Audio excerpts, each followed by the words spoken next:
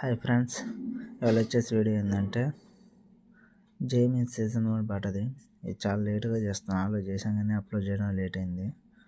ఓకేనా, దీంట్లో వచ్చేసి మెయిన్గా ఎంత ముందుకి ఇప్పటికీ మార్పులు చాలా చేశాడు. అవేంటి చూద్దాం. న్యూ రిజిస్ట్రేషన్ ఇక్కడికి వస్తే నార్మల్గా చూసుకుంటే బాక్స్ క్లిక్ చేసి కొడితే లోనికి వెళ్ళిపోతాం.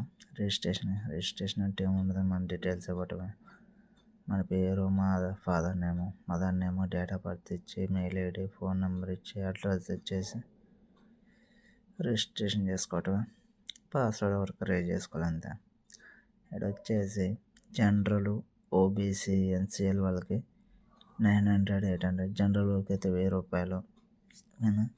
అది ఎస్సీ వాళ్ళకైతే 500. దీంట్లో ఇంకా మేల్కి 900, ఫీమేల్స్కి 800. ఇది జనరల్, ఓబీసీ, ఎన్సీ వాళ్ళకి. జనరల్కి అయితే మేల్కి 1000, ఫీమేల్కి 800 అలా అన్నమాట. కాకపోతే ఈ జేఈమెయిన్స్లో మెయిన్గా మనకి కావాల్సింది ఏంటంటే లైవ్ ఫోటో. అంటే క్యాండిడేట్ కంపల్సరీగా ఉండాలి ఈసారి 2026. దానికి మనకి అప్లై చేసే వాళ్ళు ఎవరైనా సరే ఒకళ్ళు యూట్యూబ్లో ఎవరైనా కొట్టి చూస్తే, ఈ వీడియోని చూస్తే తెలిసిపోద్ది ఏమేమి కావాలనేది. కంపల్సరీగా క్యాండిడేట్ కావాలి, 2 ఫోన్ నెంబర్లు, 2 మెయిల్ ఐడీలు కంపల్సరీ ఉండాలి.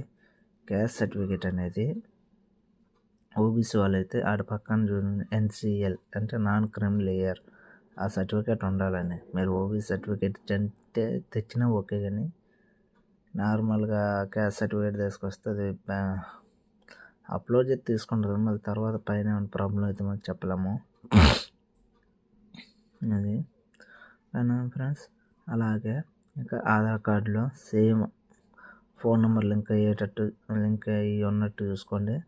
అపార్ ఐడి అనేది మన డేటాని భద్రపరచడం కోసమే. సో అది ఒకవేళ ఉంటే మంచిది అనుకున్నానండి. ఉంటే మంచిది. ఒకవేళ లేని వాళ్ళైనా క్రియేట్ చేసుకోవచ్చు అన్నమాట. ఎవరైనా నెట్ సెంటర్కి వెళ్తే ఆడ క్రియేట్ చేసేస్తారు అన్నమాట. ఓకేనా ఫ్రెండ్స్, ఉంటున్నా.